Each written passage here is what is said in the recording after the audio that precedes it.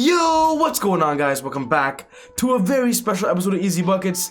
How are you guys doing today? Hope you're having a fantastic day so far. In today's video, we're going to be talking about NBA free agency, more specifically, the winners and the losers. As I make this video, free agency isn't quite done yet, but all the major moves basically already happened, and I want to recap it as soon as possible. So if you're a big NBA fan and want to know what to expect for 2021, this video is perfect for you. But quickly, before I get on with the video, I just want to say, if you're new to the channel and love basketball, welcome to Easy Buckets. My name is Soom, and I make basketball videos every single day. So be sure to hit the subscribe button and click this button right here, the post notification bell, to not miss any of my upcoming videos. If you watched this video and you loved it, be sure to smash that thumbs up button, guys. I would really appreciate it. It would really help the channel a lot. One more thing, guys, I'm doing a big PS5 giveaway on my Instagram account, so if you have time, go check that out, link in the description. But without wasting any more time, let's go straight into the winners and losers of NBA free agency.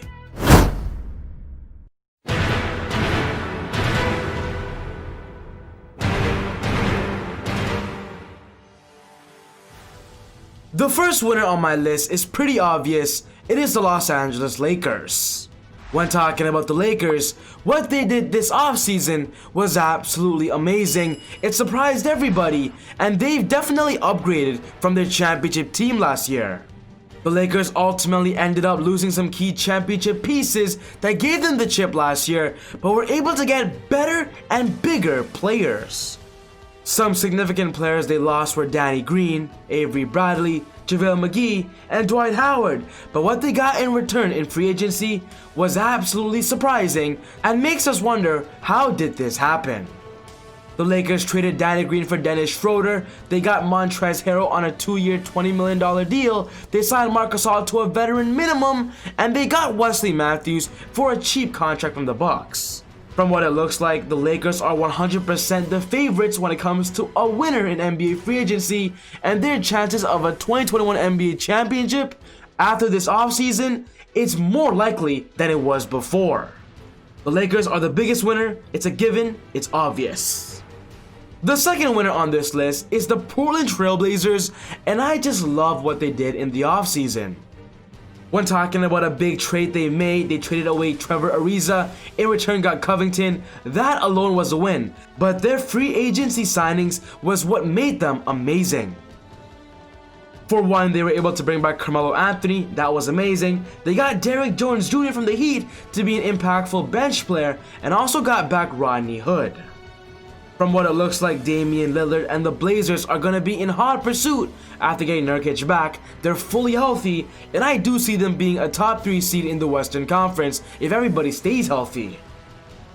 The Blazers lineup of Dame, CJ, Covington, Melo, and Nurkic with big players off the bench of Hood, Trent, Derrick Jones, and they also got Enes Kanter. The Blazers are going to be great for next season.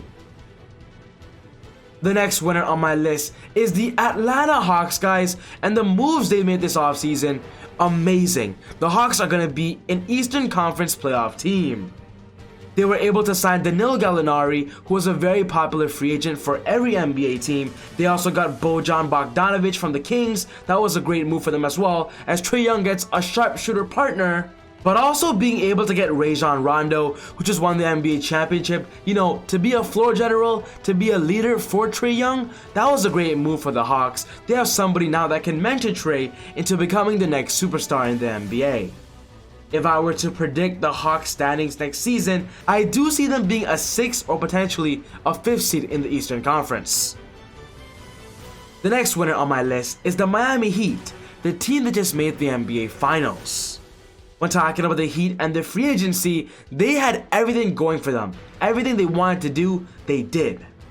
They were able to sign Goran Dragic to a 2-year contract. They were able to get Avery Bradley from the NBA championship team. Avery Bradley was a big part of why the Lakers ended up being the 1st seed in the Western Conference, and I believe his addition will help Miami to potentially secure a top 3 seed in the East.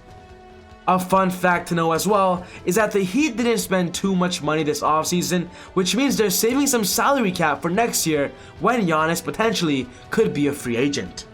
One thing's for sure though, Miami Heat will still be an NBA championship contender this season, and even next year, they're gonna get better. This free agency sets them up for this season and the future. And the last winner on my list, guys, is an NBA player, Fred VanVleet. In my opinion, he was one of the biggest winners in this year's NBA free agency. When talking about Fred VanVleet and his history, he is an undrafted player that is now making over $20 million a year.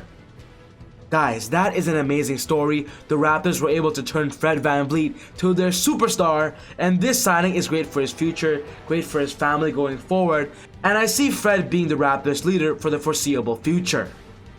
I'm a big Raptors fan, and you know what? I'm super proud of Fred. I'm so happy for him.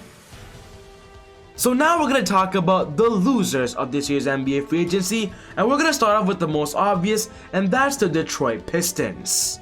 When talking about the Pistons, they had a lot of money to spend this offseason, but how they spent it, I didn't really like it.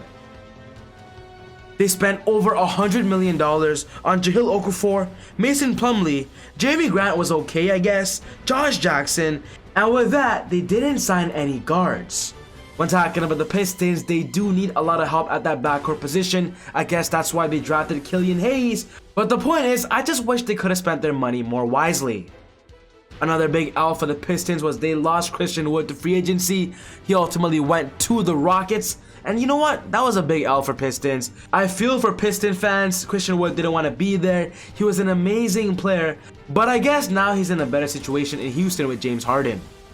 The next loser on my list is the Los Angeles Clippers, guys. And in my opinion, they lost big time in free agency. When talking about what the Clippers lost, they lost Montrezl Harrell in free agency.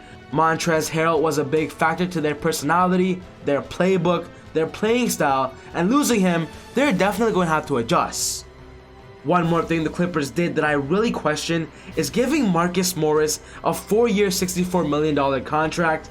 In my opinion, I don't think Marcus Morris is worth that much. He's 34 years old. I don't think he's in his prime anymore. I think the Clippers wasted a lot of money there.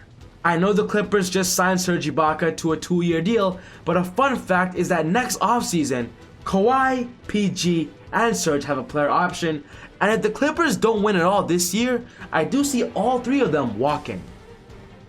The Clippers, in my opinion, one of the biggest losers this free agency. Another loser for me is the Denver Nuggets, guys, the team that just played amazing in the 2020 playoffs. They made it all the way to the Western Conference Finals, but I believe this offseason, they just lost so much. When talking about the players they lost Jeremy Grant, they lost Torrey Craig, they lost Mason Plumlee, they lost key pieces that were a big part of their rotation. The only good move I guess they made was signing JaMychal Green, but other than that, they lost a lot of key pieces, and I don't see them going back to the Western Conference Finals because basically they didn't do much to improve. With many Western Conference teams improving, the Denver Nuggets are slowly falling down in the prediction mock ranks. Another big loser in this year's free agency, in my opinion, is specifically Dwight Howard, guys. You know, I really feel bad for Dwight. When talking about Dwight's situation, especially on free agency day, he tweeted that he was going to go back to the Lakers, but then ended up deleting it and signing a $2.6 million deal with the 76ers. When talking about Dwight before free agency opened, he said to himself that he would love to play for the Lakers, but what's very important for him is he wants money. He wants to get paid a little bit more. With that, it led us NBA fans to think that Dwight will be joining a team that offers him a lot of money. And the fact that Dwight only signed with Philly on a $2.6 million deal, guys, I feel bad for Dwight. He didn't get what he wants at all. He didn't go to the Lakers, he didn't get money. He ended up going to a team that just offered him a minimum contract. Dwight Howard definitely one of the biggest losers in this year's NBA free agency. But ultimately, guys, this wraps up my video for today on the NBA free agency and the biggest winners and losers. What's most important to me is I want to know what you guys think. Are there any other winners? Are there any other losers? Put your thoughts in the comment section down below. But other than that, take it easy. God bless. And I'll see you all next time on Easy Buckets. Woo!